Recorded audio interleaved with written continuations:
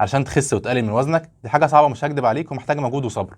علشان كده اغلب الناس بيبقوا عايزين يخسوا باسرع طريقه، فيجي واحد يقول لي انا عايز اخس مثلا 20 كيلو في شهر او شهرين.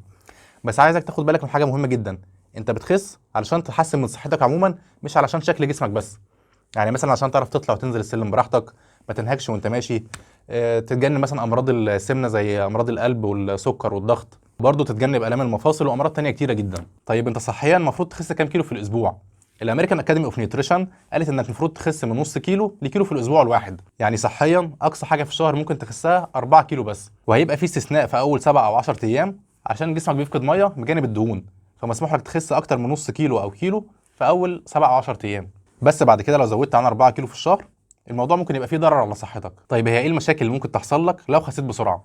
اول حاجه هتلاحظها هي الترهلات، علشان جلدك مش بيعرف ياخد شكل جسمك بعد ما بتخس بسرعه، فبالتالي ممكن تحتاج تعمل عمليه في اخر الدايت بتاعك، والمشكله في العمليه دي انها بتسيب سكارز او علامات في جسمك بعد ما تخلصها. بس لو انت كنت بتخس بالشكل الصحي الترهلات دي مش هتبقى موجوده عندك وجلدك هياخد شكل جسمك عادي جدا. وتاني حاجه هتحصل لك انك للاسف هترجع تزيد تاني في الوزن، علشان معدل الحرق عندك بيكون قليل جدا ونسبه الجوع عندك بتعلى خلال اليوم، فهترجع تاكل اكتر من الاول تاني وهتزيد في الوزن بشكل كبير جدا.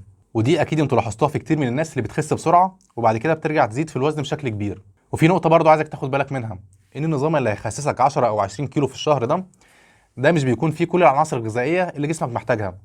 فانت جسمك مثلا محتاج حوالي 50% كربوهيدرات و40% بروتين و10% دهون صحيه. فلو قللت بقى نسبه الكربوهيدرات والبروتين والدهون دي هتحس انك خملان طول اليوم، مش قادر تعمل النشاطات بتاعتك، مش قادر تشتغل، يبقى عندك مشاكل في النوم، يبقى عندك نقص في فيتامين بي 12 وفيتامين دي، فتلاقي شعرك بدأ يقع وجلدك هتلاقيه خشن. كل الحاجات دي هتحصل لك عشان انت بتقلل كل العناصر الغذائيه اللي داخله جسمك. بالاضافه لكده مناعتك هتقل وعظمك نفسه هيضعف، فممكن تتكسر بسهوله جدا.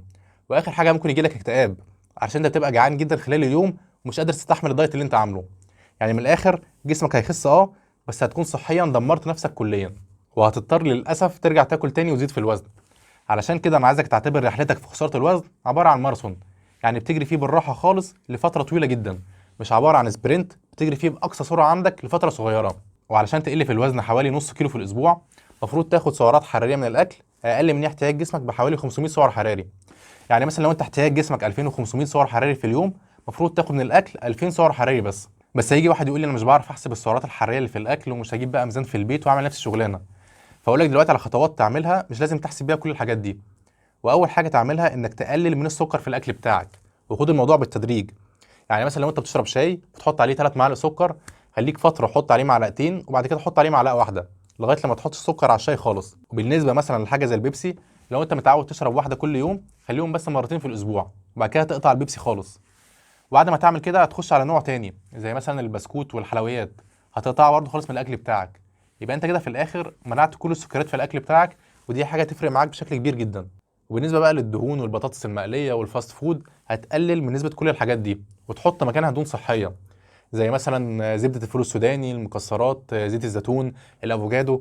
والاكل ده مفيد جدا علشان هو هيديك احساس بالشبع خلال اليوم، فمش هيخليك تاكل بشكل كبير. وبرضه لازم تزود من نسبه البروتين والخضروات والفاكهه علشان الاكل ده برضه هيديك احساس بالشبع وفيه عناصر غذائيه جسمك محتاجها بشكل كبير. وبالنسبه للتمرين انا عايزك تاخده برضه بالتدريج.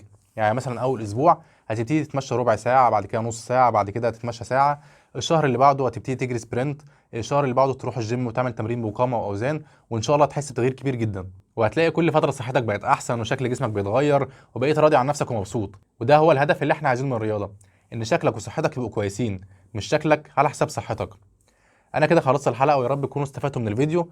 ولو لسه في اي حد عنده اي استفسار او عايز نتكلم الحلقه الجايه عن موضوع معين يكتب في الكومنتات تحت وانا هرد على كل الناس ان شاء الله. وما تنسوش تعملوا لايك للفيديو عشان يوصل لكل الناس. انا برضو مش جايب استوديو جديد واضاءه وبتاع، ما اعمل لايك للفيديو عشان يوصل لكل الناس اللي حواليك. كان معكم دكتور محمود العطار من فيت باي ساينس. شكرا ليكم.